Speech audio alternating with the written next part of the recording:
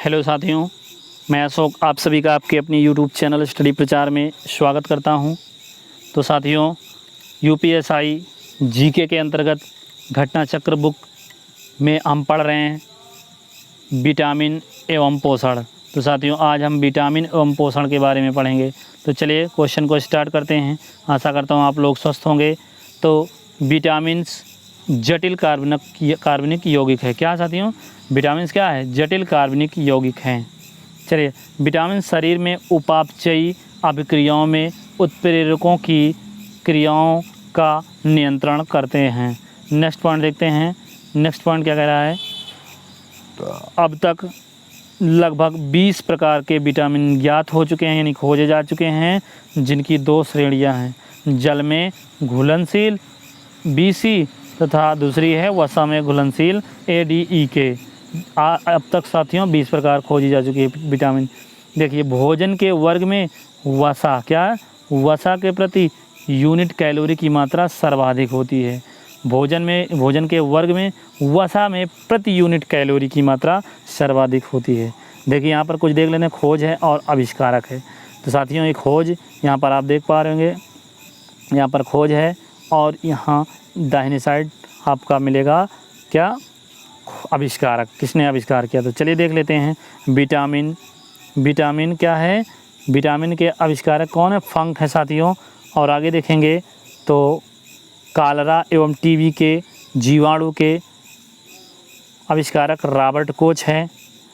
आगे देखेंगे जीवाणुओं की खोज एंटोनी वान ल्यूवेनहाक ने किया था। रेबीज का टीका लुइस पास्चर ने। मलेरिया परजीवी की जो कि किसने? लेवरान ने। आगे देखते हैं, मतलब मलेरिया परजीवी की खोज किसने किया था? लेवरान ने। आगे देखेंगे पोलियो वैक्सीन। क्या पोलियो वैक्सीन की बात करें तो जोनास ई साल्क ने। हृदय प्रत्यारोपण क्रिश्चियन बर्नार्ड ने। चेचक का टीका एडवर्ड जेनर ने। DNA मॉडल वाटसन एवं क्रिक ने। तो चलिए नेक्स्ट पॉइंट देखते हैं। यहाँ पर आपसे क्वेश्चन कर रहा है, यहाँ देखिए क्या कह रहा है कि 1 ग्राम कार्बोहाइड्रेट या प्रोटीन के उपापचयी जारण से लगभग 4 किलो कैलोरी, कितने? 4 किलो कैलोरी, जबकि 1 ग्राम वसा के जारण से 9.3 किलो कैलोरी ऊर्जा की प्राप्ति होती है। चलिए नेक्स्ट पॉइंट देख लेते हैं कि वसा के स्रोत जंतु तथा वनस्पति दोनों हैं। वसा के स्रोत क्या है? जंतु या वनस्पति दोनों हैं। विटामिन, देखिए विटामिन A का रासायनिक नाम रेटिनॉल। अब विटामिन A को संक्रमण रोधी विटामिन भी कहते हैं। विटामिन A का प्रमुख कार्य दृष्टि रंगाओं रोडाप्सिन के संश्लेषण में भाग लेना है। नेक्स्ट पॉइंट देखते हैं। विटामिन A की कमी से रतौंधी, नाइट ब्लाइंडनेस तथा जीरोप्थैल्मिया या एवं संक्रमण का खतरा होता है। विटामिन A मानव शरीर में यकृत में काफ़ी मात्रा में संचित रहता है। नेक्स्ट पॉइंट देख लेते हैं। विटामिन A का प्रमुख स्रोत हरी सब्जियां, गाजर, यकृत, दूध, मक्खन, अंडा, मछली का तेल आदि होता है साथियों। चलिए विटामिन B1 की बात करें तो विटामिन B1 का रासायनिक नाम क्या है साथियों? थायमीन है। विटामिन B1 को फंक 1912 में और चावल की छीलन से पृथक किया था। क्या साथियों? विटामिन B1 को फंक ने चावल की छीलन से पृथक किया था, किंतु विशुद्ध रूप से विलियम्स ने इसे 1934 में पृथक किया था। विटामिन B1 की कमी से बेरी रोग हो जाता है। चलिए, बेरी नामक रोग होता है।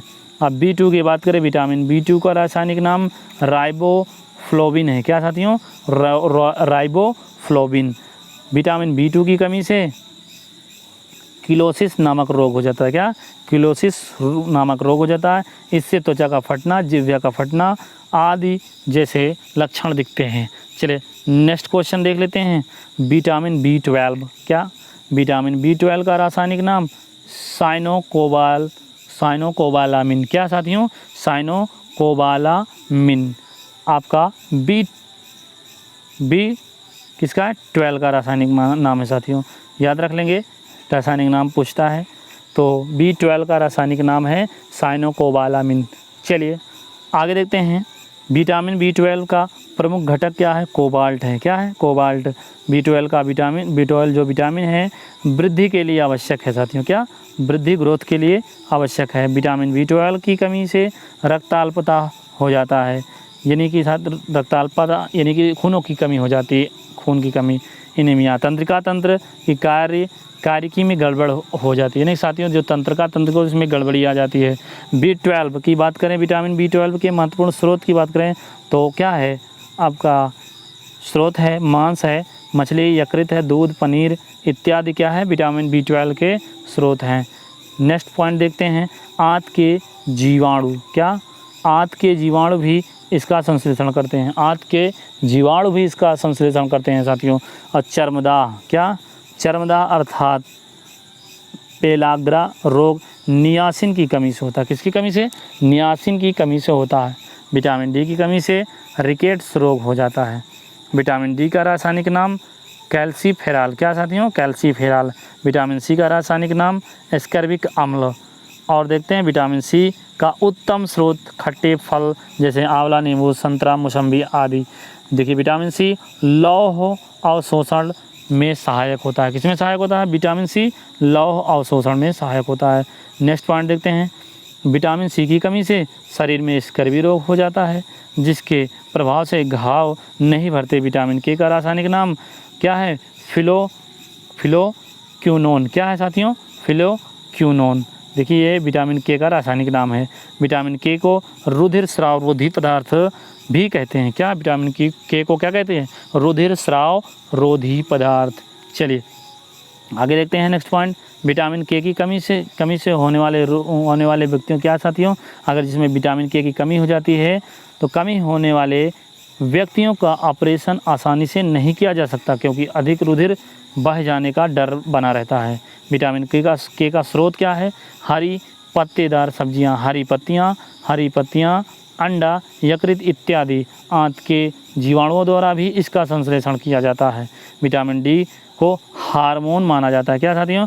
विटामिन डी को हार्मोन माना जाता है। चलिए नेक्स्ट पॉइंट, विटामिन डी का निर्माण सूर्य की किरणों के प्रभाव से हमारी त्वचा कोशिकाओं द्वारा किया जाता है। इसका निर्माण क्या था? सूर्य के किरणों के प्रभाव द्वारा हमारे त्वचा कोशिकाओं द्वारा ये किया जाता है साथियों। चलिए प्रमुख विटामिन स्रोत व उनके कमी से होने वाले रोग निम्नलिखित है, आइए देखते हैं। चलिए तो यहाँ पर देख लेते हैं, विटामिन है आपके सामने और रोग हैं, स्रोत भी है आपके सामने। चलिए रेटिनाल है, रेटिनाल एक विटामिन है, रेटिनाल, और ए है विटामिन ए रेटिनाल, जो कि यहाँ विटामिन ए का रासायनिक नाम है साथियों। तो देख लेते हैं, रतौंधी होता है, इससे कमी से क्या रोग हो जाता है? रतौंधी, कार्निया व त्वचा की कोशिकाओं का सल्की भवन, त्वचा से रिलेटेड क्या हो जाता है साथियों? रोग हो जाता है। और इसकी अगर हम बात करें स्रोत की तो गाजर, हरी सब्जियां, और दूध, मक्खन, अंडा आदि। थायमिन जो कि B1 का रासायनिक नाम है, इसकी कमी से बेरी, इसका स्रोत है अनाज, फलियां, सोयाबीन, दूध आदि। और नेक्स्ट देखते हैं साथियों, नेक्स्ट अगर हम बात करें तो B2 है। क्या साथियों? B2 रासायनिक नाम रिबोफ्लेविन है और किलोसिस रोग हो जाता है। पानी, अंडे, ईस्ट, मांस, हरी पत्तेदार पत्तियां क्या है साथियों? B2 का ये स्रोत है साथियों। निकोटिन, देखिए निकोटिनिक अम्ल जिसे नियासिन भी बोलते हैं, ये पेलाग्रा रोग हो जाता है, जिससे स्रोत क्या है साथियों? ईस्ट है, मांस है, मछली, अंडे हैं, दूध, फलियां आदि। आगे देखते हैं, आगे देखिए B6 है। देखिए B6 का अगर बात करें क्या है? पायरिडॉक्सिन। क्या है? पायरिडॉक्सिन B6 का रासायनिक नाम है।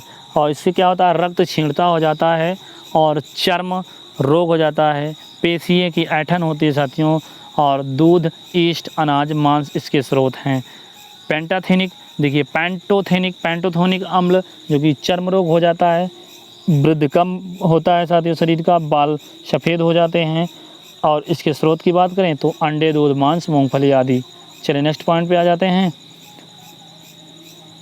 बायोटिन। देखिए बायोटिन की बात करें तो चर्म रोग, बालों का झड़ना हो जाता है साथियों रोग, और मांस, गेहूँ, अंडा, सब्जी, फल आदि क्या है इसके स्रोत हैं। देखिए फोलिक अम्ल की बात करें तो रक्त क्षीणता, कुंठित वृद्धि हो जाती है, क्या वृद्धि जो है कुंठित हो जाती है, वृद्धि नहीं होती। तो चलिए हरी पत्तेदार सब्जियां या हरी पत्तियां, फलियां, ईस्ट, मांस, अंडे आदि इसके क्या हैं स्रोत हैं। नेक्स्ट पॉइंट देख लेते हैं। नेक्स्ट है साइनोकोबालामिन, क्या साथियों साइनोकोबालामिन, जो कि B12 का रासायनिक नाम है। रक्त क्षीणता हो जाता है इससे और कमी हो जाती है तो तंत्र की गड़बड़ियाँ हो जाती हैं साथियों। मांस, मछली और अंडा, दूध, आंत के जीवाणु आदि ये इसके लिए बेहद इम्पोर्टेंट स्रोत हैं। चलिए एस्कॉर्बिक अम्ल जो कि विटामिन सी, स्कर्वी रोग हो जाता है। नींबू के वंश के फल, टमाटर, आंवला, सब्जी आदि जो खट्टे फल पदार्थ होते हैं साथियों, खट्टे फल। देखिए कैल्सीफेरॉल की बात करें विटामिन डी, जिससे सूखा रोग, ऑस्टियोमैलेशिया, क्या ऑस्टियोमैलेशिया, और इसका स्रोत है मक्खन, मछली का तेल, अंडा आदि, सूर्य के प्रकाश का संश्लेषण। चलिए टोकोफेरॉल की बात करें विटामिन ई, जनन की क्षमता की कमी आ जाती है और जननांग तथा पेशियां कमज़ोर हो जाती हैं। तेल, गेहूँ, अंडे की जर्दी, तेल, गेहूँ, अंडे की जर्दी, सोयाबीन आदि इसके लिए बेहद इम्पोर्टेंट क्या है स्रोत है साथियों। देखिए नेफ्तो है, क्या साथियों नेफ्टोक्यूनोन या फिर इसको फिलोक्यूनोन कहते हैं, जो कि विटामिन के का रासायनिक नाम है। देखिए इससे क्या हो जाता है साथियों, चोट पर रक्त का थक्का नहीं जमता, चोट लग जाती तो रक्त का थक्का नहीं जमता। और हरी पत्तियां, अंडा, सोयाबीन, आंत के बैक्टीरिया जो कि इसके स्रोत हैं साथियों। चलिए आगे हम देखते हैं अगला पॉइंट। देखिए यहाँ इसके अलावा और भी स्रोत देख लें तो इसके अलावा मक्खन, यकृत, अंडों की जर्दी, वृक्क इत्यादि से भी विटामिन डी मिलता है, इसमें भी मिलता है आपको विटामिन डी। विटामिन डी की कमी से बच्चों में रिकेट्स, सूखा रोग जिसे बोलते हैं, तथा वयस्कों में ऑस्टियोमैलेशिया रोग हो जाता है साथियों। केला जो कि बनाना मुजेसी कुल के अंतर्गत आता है, किसके अंतर्गत आता है, जो केला जो है मुजेसी कुल के अंतर्गत आता है। पूछा जा सकता है केला किसके अंतर्गत आता है साथियों, तो मुजेसी कुल के अंतर्गत आता है। केले में प्रचुर मात्रा में कार्बोहाइड्रेट पाया जाता है। इसके अलावा केले में वसा, प्रोटीन, खनिज लवण तथा विटामिन भी पाए जाते हैं। चल नेक्स्ट क्वेश्चन देखते हैं। केले से देखिए, केले से 89 किलो कैलोरी देखिए 89 किलो कैलोरी प्रति 100 ग्राम ऊर्जा प्राप्त होती है। देखिए यहाँ पर कह रहा केले से 89 किलो कैलोरी प्रति 100 ग्राम ऊर्जा प्राप्त होती है। सोयाबीन में प्रोटीन की सर्वाधिक मात्रा पाई जाती है। सोयाबीन के दाने में 40% प्रोटीन, 20 से 23% वसा एवं 30% कार्बोहाइड्रेट पाया जाता है। मूंगफली में प्रोटीन, वसा, शर्करा पाई जाती है, तीनों चीज़ पाया जाता है साथियों मूंगफली में।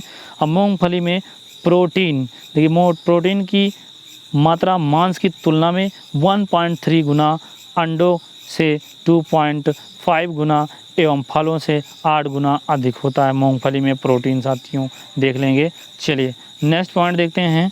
यहाँ पर मूंगफली में प्रोटीन कितना है साथियों, मूंगफली में प्रोटीन 25.3% तथा वसा 48.1% पाई जाती है साथियों। 100 ग्राम कच्ची मूंगफली में 1 लीटर दूध के बराबर प्रोटीन होता है। देख लीजिए साथियों, 100 ग्राम कच्ची मूंगफली में, किसमें, कच्ची मूंगफली में 1 लीटर दूध के बराबर प्रोटीन होता है। चलिए नेक्स्ट देखते हैं।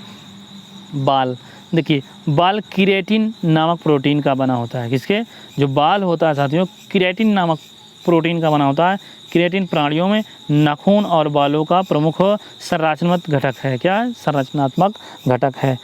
टायरोसिन प्रोटीन की प्रचुरता वाले खाद्य पदार्थों में उपस्थित अमीनो अम्ल है। क्या है, अमीनो अम्ल है। टायरोसिन मस्तिष्क में एड्रेलिन, नोर एड्रेलिन और डोपामाइन, क्या है साथियों, डोपामाइन आदि न्यूरोट्रांसमीटर्स का निर्माण करता है। क्या साथियों, टायरोसिन मस्तिष्क में एड्रेलिन और नोर एड्रेलिन तथा और साथियों क्या है, डोपामाइन आदि न्यूरोट्रांसमीटर का निर्माण करता है। देखिए टायरोसिन शारीरिक सतर्कता और ऊर्जा को बढ़ाने में क्या करता है, मदद करता है। टायरोसिन की कमी से व्यक्ति स्वयं को दुखी और सुस्त महसूस करता है। टायरोसिन की कमी हो जाती है तो व्यक्ति अपने आप में क्या होता है, दुखी हो जाता है, महसूस करने लगता है और सुस्त महसूस करता है। पालक के पत्तों तथा अन्य हरी सब्जियों में सर्वाधिक मात्रा में आयरन पाया जाता है साथियों।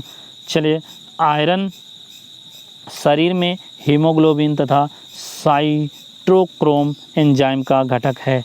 शरीर में लौह यानी कि आयरन की कमी से रक्ताल्पता, जिसे एनीमिया कहते हैं, हो जाता है साथियों, तथा शरीर की सुरक्षा तंत्र में भी दुर्बलता आ जाती है, यानी दुर्बल हो जाता है।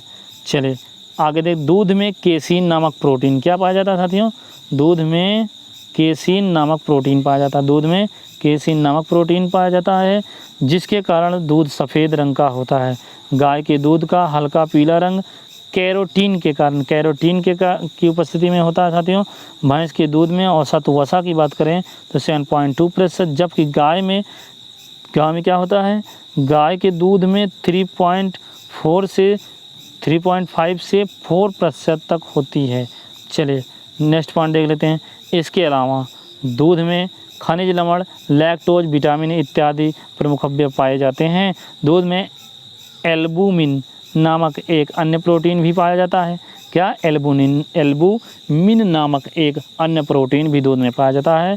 दुग्ध प्रोटीन को पचाने वाला एंजाइम रेनिन होता है। दुग्ध प्रोटीन को पचाने वाला एंजाइम कौन सा है, तो रेनिन होता है। रेनिन दूध की रेनिन दूध की घुलनशील प्रोटीन केसीन को ठोस एवं घुलनशील कैल्शियम पैराकैसिनेट में परिवर्तित कर दूध को दही के रूप में बदल देता है, यानी जमा देता है। प्रोटीन एक जटिल नाइट्रोजन युक्त कार्बनिक पदार्थ है।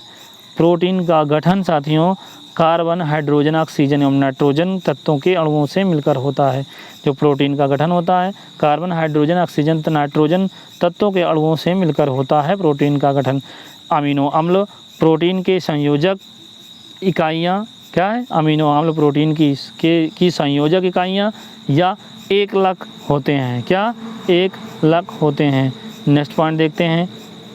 अमीनो, देखिए अमीनो अम्ल त्वचा, मांसपेशियाँ, हड्डियों के विकास के लिए आवश्यक है अमीनो अम्ल। चलिए, सामान्य क्रियाशील महिला के लिए प्रोटीन की उपयुक्त दैनिक मात्रा 45 से 46 ग्राम होती है। नेक्स्ट है साथियों, दूध पिलाने वाली माँ प्रतिदिन 65 से 70 ग्राम प्रोटीन की आवश्यकता होती है।